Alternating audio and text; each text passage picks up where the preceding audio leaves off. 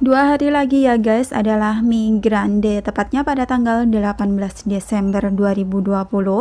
Ingat, ada yang spesial nanti dari Bapak Presiden Joko Widodo dan juga BP2MI untuk para PMI. Akankah hal spesial itu baik dan nyaman untuk PMI ataukah akan menjadi sebaliknya seperti dulu lagi, jadi lahan bagi oknum berdasi? Assalamualaikum warahmatullahi wabarakatuh. Halo sahabat dunia BMI, welcome back to my channel.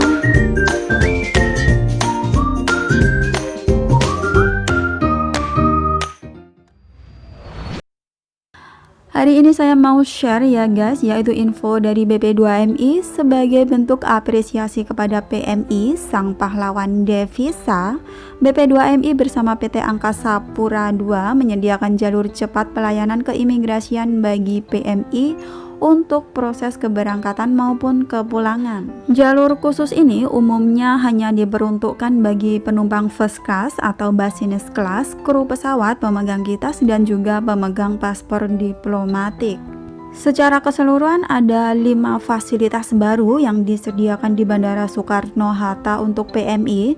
Yang pertama yaitu jalur khusus atau special lane. Jadi nanti untuk PMI dan juga penumpang pesawat lainnya itu beda ya guys. Untuk PMI ada jalur khusus special lane.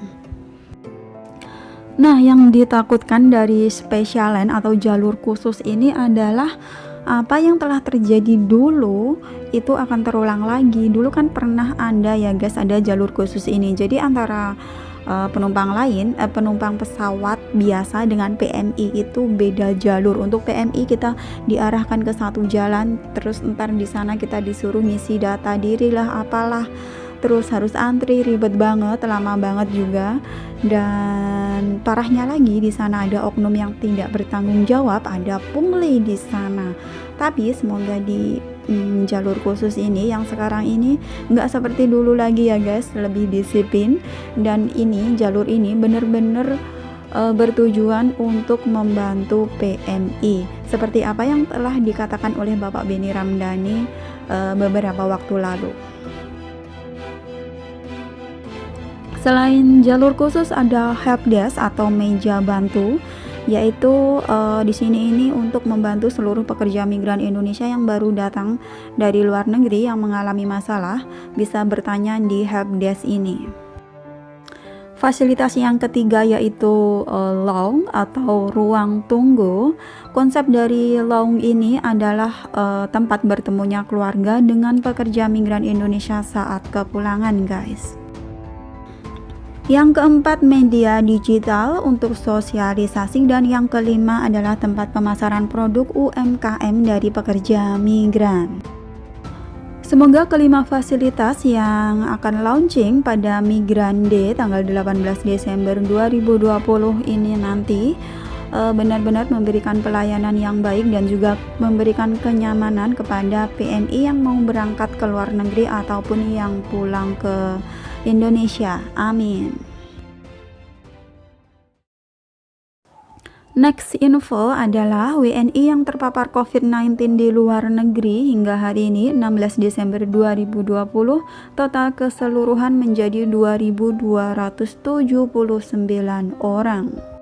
Berdasarkan informasi dari Kementerian Luar Negeri pada hari Rabu 16 Desember 2020 pukul 8 WIB, terdapat 12 WNI yang terkonfirmasi COVID-19 yang berada di Albania 1 WNI, Austria 3 WNI, Azerbaijan 4 WNI, Kuwait 1 WNI, Rusia 1 WNI, dan Slovenia 2 WNI.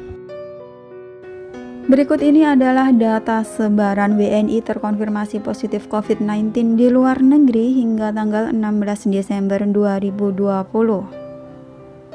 Aljazair 12 WNI, Arab Saudi 270 WNI, AS 135 WNI, Australia 11 WNI, Azerbaijan 8 WNI, Bahamas 1 WNI, Bahrain 1 WNI, Bangladesh 5 WNI, Belanda 19 WNI, Belgia 11 WNI, Brunei Darussalam 6 WNI, Ceko 7 WNI, Chile 1 WNI, Denmark 4 WNI, Ekuador 1 WNI, Filipina 32 WNI, Ethiopia 6 WNI, Finlandia 3 WNI, Ghana 1 WNI, Hongaria 21 WNI, India 75 WNI, Inggris 33 WNI, Irlandia 2 WNI, Italia 9 dan Jepang 27 WNI, Jerman 15 WNI, Kamboja 5 WNI, Kanada 6 WNI, Kazakhstan 5 WNI, Korsel 82 WNI, Kuwait 167 WNI, Lebanon 1, Libya 1, Madagaskar 1, Malaysia 168 WNI, Maladewa 10 WNI, Meksiko 3 WNI, Mesir 5 WNI, Makedonia Utara 2 WNI, Mozambik 1 WNI, Myanmar 2 WNI, Namibia 1 WNI, Nigeria 2 WNI, Oman 20 WNI, Pakistan 34 WNI, Uni Emirat Arab 67, Prancis 4 WNI, Polandia 1 WNI, Portugal 1 WNI, Qatar 168 WNI, RRT Makau 3 WNI, RRT Hong Kong 135 WNI, Rusia 28, Romania 9, Singapura 113 WNI, Serbia 2 WNI, Siprus 1 WNI, Spanyol 24, Sudan 18 WNI, Suriah 37 WNI, Suriname 3 WNI, Swedia 1 WNI, Swiss 3 WNI, Taiwan 119 WNI, Thailand 1 WNI, Timor Leste 3 WNI, Tunisia 14 WNI, Turki 12 WNI, Uzbekistan 19, Vatikan 18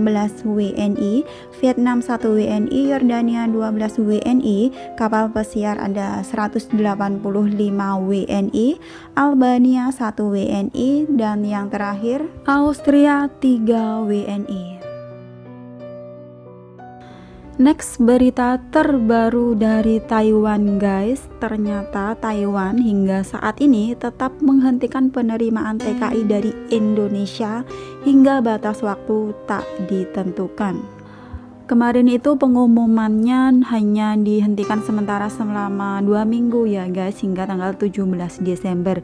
Dan per tanggal 18 Desember ini beritanya dihentikan sementara hingga waktu yang tidak bisa ditentukan. Dilansir dari suara BMI.com, sehubungan dengan kondisi pandemi COVID-19 yang ada di Indonesia yang dikategorikan terus memanas, maka merujuk kepada pernyataan yang disampaikan oleh pihak Pusat Komando Epidemi Sentral Taiwan atau CECC per tanggal 18 Desember 2020, seluruh proses pengiriman pekerja migran asal Indonesia ke Taiwan dihentikan hingga batas waktu yang tidak ditentukan dan baru akan dipertimbangkan pembukaan kembali dengan melihat kondisi perkembangan situasi pandemi COVID-19 di Indonesia. Sebelumnya, pihak CECC telah memberlakukan proses penghentian sementara pengiriman PMI ke Taiwan dari tanggal 4 Desember hingga 17 Desember 2020, yaitu selama 2 minggu. Namun belakangan ini penambahan jumlah kasus positif terinfeksi di Indonesia mencapai 6.000 kasus lebih per hari dan tidak terlihat adanya perbaikan kondisi pandemi. Selain itu, sejak bulan Oktober 2020 hingga saat ini tercatat ada sebanyak 132 kasus positif terinfeksi yang terbawa oleh PMI baru ke Taiwan. Guna dapat menjamin perlindungan kesehatan nasional di Taiwan sendiri, pihak pemerintah mengumumkan melanjutkan proses penghentian sementara PMI ke Taiwan. Dalam mengantisipasi kekurangan pekerja bidang perawat, maka disarankan dapat menggunakan beberapa cara berikut ini. Yang pertama, majikan dengan pasien yang membutuhkan perawatan jangka panjang dan setelah melewati proses pertimbangan dari instansi yang bersangkutan, pasien dinyatakan berada dalam level 2 sampai 8, majikan disarankan segera menghubungi saluran khusus 1966 atau Pusat Manajemen Perawatan Jangka Panjang Pemerintah Daerah atau kota setempat. Yang kedua, majikan disarankan untuk dapat merekrut pekerja migran asal negara lain, misalnya Vietnam, Filipina, dan Thailand. Dan pihak mall juga akan segera menghubungi kantor perwakilan yang bersangkutan untuk dapat turut memberikan bantuan guna memudahkan majikan memproses perekrutan pekerja migran asing. Maka masa kadaluarsa surat izin pengajuan perekrutan PMA bisa diperpanjang. Yang ketiga, menyarankan majikan dapat merekrut pekerja lokal dan memberikan bantuan dana subsidi bagi majikan yang awalnya telah mendapatkan surat izin perekrutan pekerja migran asing, namun dialihkan untuk merekrut pekerja lokal. Yang keempat, bagi majikan yang telah merekrut PMA dapat terus melanjutkan perpanjangan kontrak. Pihak mall juga telah mengeluarkan berbagai kebijakan baru terkait perpanjangan PMA yang telah habis kontrak untuk dapat melanjutkan perpanjangan kontrak kerja yang ada. CECC menyatakan pihaknya akan terus memantau situasi epidemi lokal di Indonesia dan berdiskusi dengan Kedutaan Besar Taiwan di Indonesia atau TETO terkait kelayakan sertifikasi lembaga karantina lokal. Apabila sudah dipastikan bisa menjamin keamanan epidemi di Taiwan pada saat ini, pada saat itu CECC akan membuka kembali pengiriman PMI ke Taiwan.